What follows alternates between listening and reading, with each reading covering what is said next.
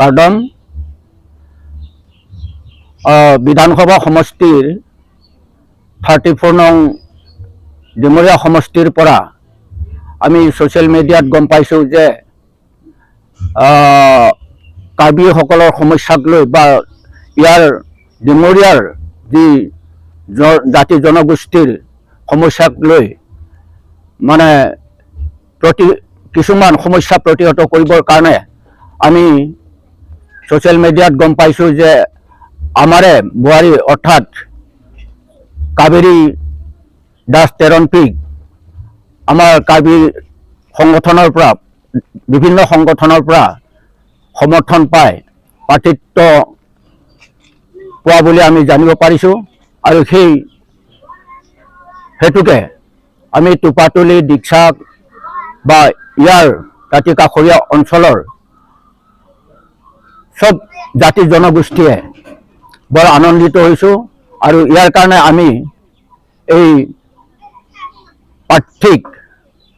নিশ্চয় জয়যুক্ত কৰিম বুলিকে আমি সকলোৱে একগোট হৈছোঁ কাৰ্বি ৰাইজ লগতে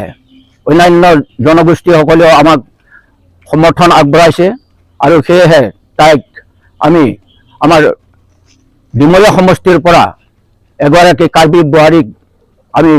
প্ৰতিনিধিত্ব কৰাই জয়যুক্ত কৰাব পাৰিম বুলি আমাৰ দৃঢ় বিশ্বাস। আমাৰ সমস্যাসমূহ হ'ল বিশেষকৈ যিহেতু ডিমৰীয়া এখন ট্ৰাইবেল জৰ্জৰিত অঞ্চল, তাৰ গোটেই অঞ্চলটোৱে এটা ইতিহাস আছে ডিমৰীয়া ৰজা আৰু এই ডিমৰীয়া ৰজাৰ সন্মান ৰাখি যে ডিমৰীয়াত এখন